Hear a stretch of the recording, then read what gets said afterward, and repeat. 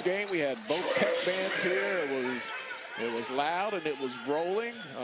No bands here for this game, so you got to get things going and get your bench into the game and create your own energy out there on the court. Yeah, that's a good point, and that's one thing I know that, conferences love to have that energy when bands are in the house, because it does changes the energy of the entire tournament. So, and the shot up and good, three-pointer. They call it just under 16 minutes, 15:43 remaining in this first half. Bethune with the basketball, and that's a nice pass on the inbound, and the shot is good. Bucket they can get. 54-32, a 22-point lead for the Grambling Tigers, and an inbound alley-oop, and maybe that'll. 7:22 remaining in the ball game. Now back to a 20-point lead for the Grambling Tigers. Three-pointer on the way, good, flushing it.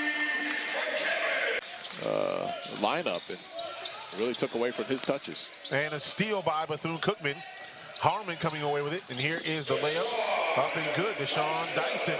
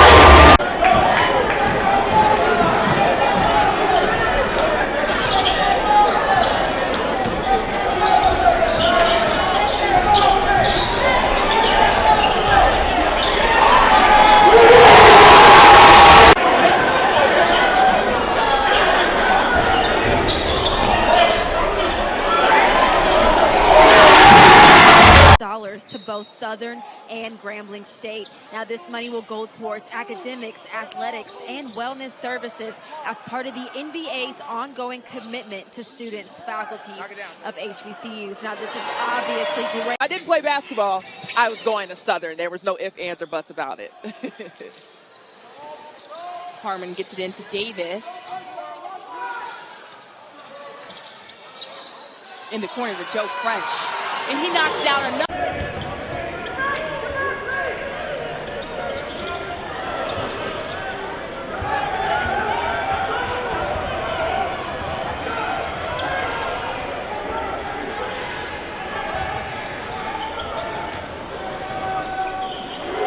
Three-point Wildcats.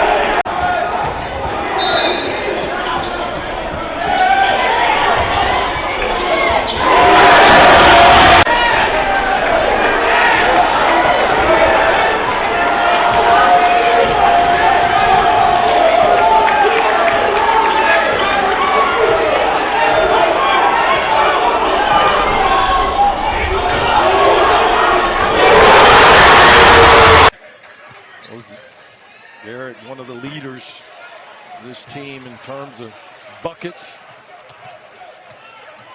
Harmon moving off the miss by P.J. Henry. Harmon with the kick. The three by French that hits. Joe French.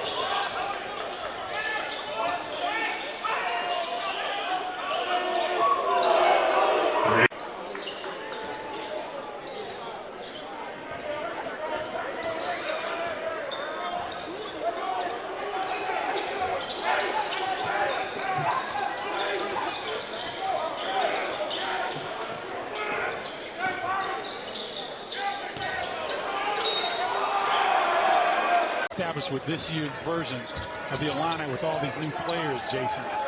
You know, you got to go through some heat to develop some trust, and they're going through that now. You saw the ball movement on that possession that we showed you as the bucket finally goes down. It's really, to what you just said there, Terrence Shannon's decision-making is something that goes under the radar when he leads this team in score. Yeah, and he does a really good job. He's an underrated passer. A slump here against Bethune-Cookman. You mentioned he always has this kind of a stoic look. There's a lot behind.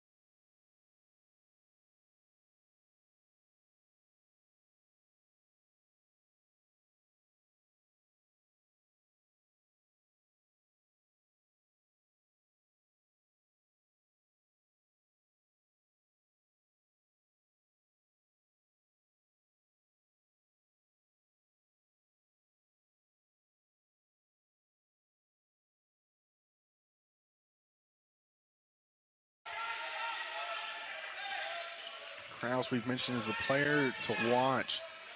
He's got the slick passing skills, but he's shown his prowess to score tonight as that three is made. Sealing off that baseline penetration. That was a nice help side rotation. Jarius Hicklin, Nancy, that rim has kicked out more threes in the last 24 hours. Jarius can't complain too much. 4 for 7, 13 points. Nice. Oh, what a dish by Harmon. And then you see, watch that replay because I have no idea what happened on the defensive miscue and the miscommunication. Probably nobody talking to each other on the Wildcats. Well, you were talking to me trying to get Legos for Christmas. Right there you go. Oh, no. They tried to float it to Hulsey, but it was picked off by Corbett. Running the floor is John Charles. Nice step around Davis, and it's a 10.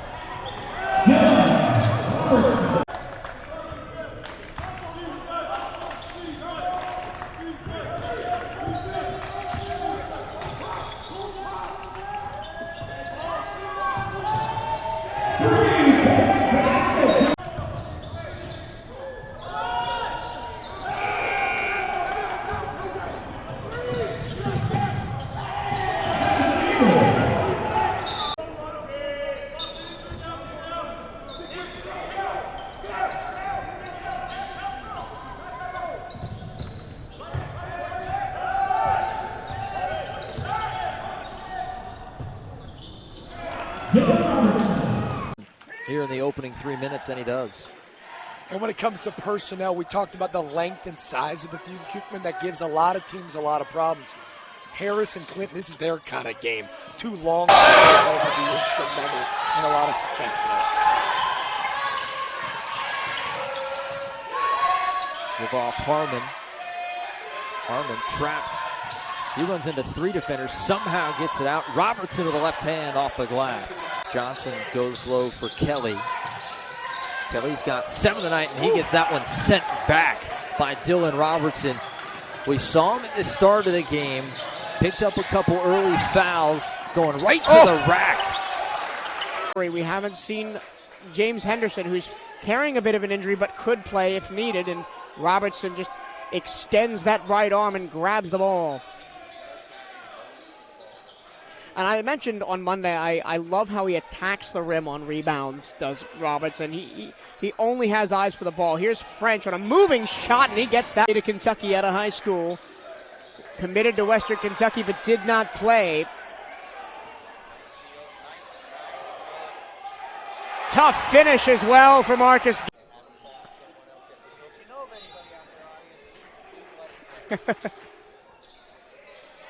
Corner three, it's good. Small, now the smallest man on the court, Zach Chiatti, just 5'9". As a shot is no good from the outside. Wildcats try to move the ball in transition. Harmon off a screen, dribbles through traffic, finds the cutting Holsway at the back end for an easy. Marcus Garrett hands to Zion Harmon. 2 minutes to go in the first half. Wildcats looking to tie or take the lead. Underneath, Robinson just bullies his way. Sanchez looks left, kicks to the corner, 3 on the way. Front iron no good, so lid on the basket a little bit for Florida National early on. That was Matthew Robinson missing that last bucket. Harmon draws a double team, gets to the paint behind his head to Robinson, who finishes behind his head. Florida National takes the lead once again, 41-39. And in BCU's minds today, they would have been going through school and going through warm-ups thinking, oh, they're going to come out here and they're just going to put this team away. They're an NAIA school. You can't overlook anybody. There is talent everywhere that falls through the cracks and doesn't make it to the top level. Garrett, screen and 3, yes. Move from Harmon to get away. Into the corner, French, catch and shoot 3. Oh, missed everything. But a long rebound comes out, and Harmon grabs it. Zion Harmon underneath, and a slam for Jose. Long 2, and it's good. And Gabriel Casillas is up to 21 points on the night. Still a 10-point lead for BCU. And the Wildcats will take all the time on these possessions to try and run the clock down. Harmon kicks to the corner. Connor Harlinger, corner 3. It's good! And the lead is at 20.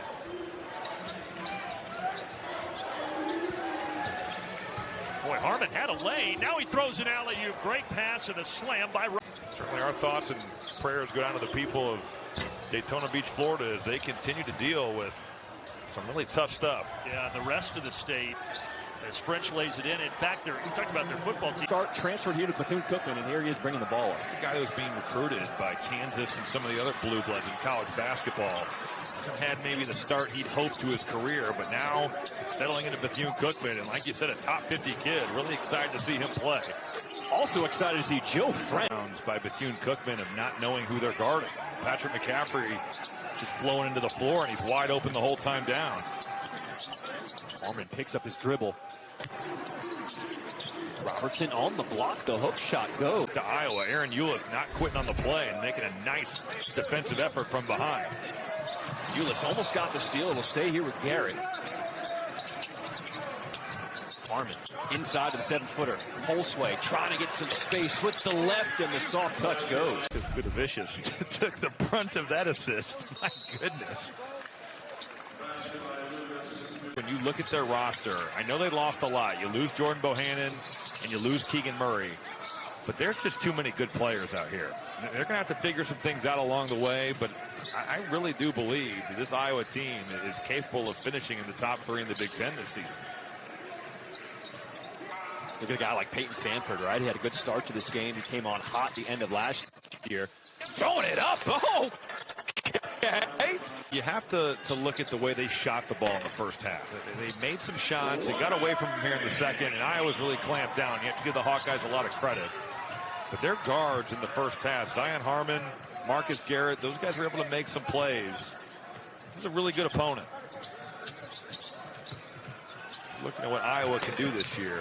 Robertson, different schedule that will prepare them for the Big Ten. I mean, one thing you could say about Fran McCaffrey and his teams, they always bring it. They are always ready to play.